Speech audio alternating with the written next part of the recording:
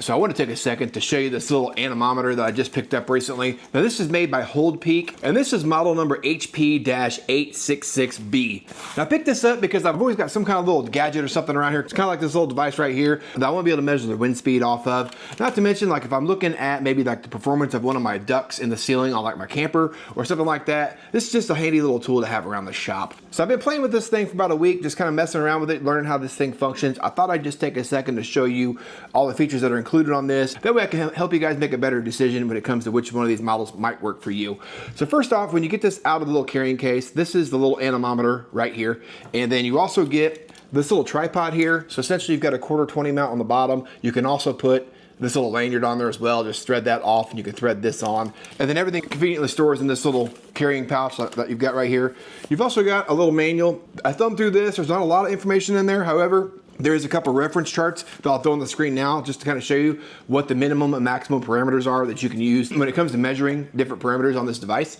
You do get a little screwdriver as well. Now that is going to be coming in handy because on the back side here is where you'll house your 2 AAA batteries, and there's 2 screws right here on the back that you have to take loose to be able to put new batteries in this thing when you're ready to do so. Now let's go ahead and power this device on here real quick. You'll hit your on button. You'll see on your screen here, you've got, whatever parameter it is you might be measuring at that moment, as well as it shows you temperature. You can run this in a couple different ways as well. So essentially you can measure in both Fahrenheit and Celsius, depending on where you are in the world, how you want to measure. There is an average button on here as well. So you can take like an average wind speed. I thought that was kind of cool. It is a backlit display as well. So if you're running this thing at night or in low light situations, you can turn that backlight on and off. And then you've also got a minimum maximum button. That's kind of cool because if you put that maximum, you can see if I blow in this, it'll show you the maximum mile per hour on the screen, and then you can also do a minimum as well. So if you've got this thing maybe sitting outside and you're watching like wind speeds throughout the day, you could hit that minimum maximum button and then come back and check it, and you'll be able to see that minimum and maximum value.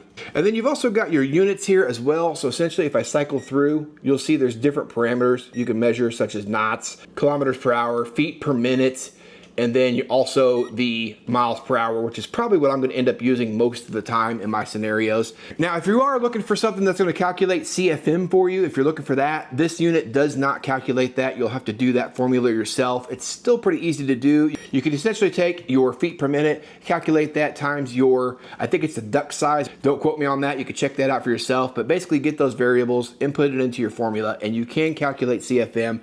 However, if you're looking for this unit to do it, all built in, you're going to have to look at a little bit more expensive anemometer to be able to make that happen for you.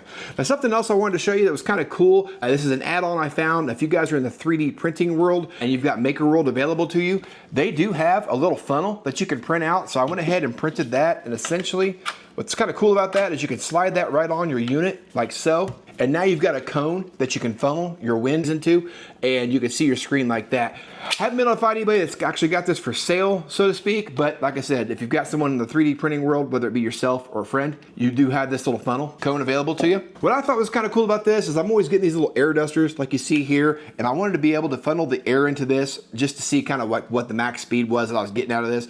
So real quick, I wanted to show you just what that looked like. I'll put this back on mile per hour, and I'm gonna hit the max button so I can see what the max speed is. Tell you what, let's use my little funnel here just for sake of example, and I'll go ahead and funnel this through. So on the low speed setting, I'll blow that in,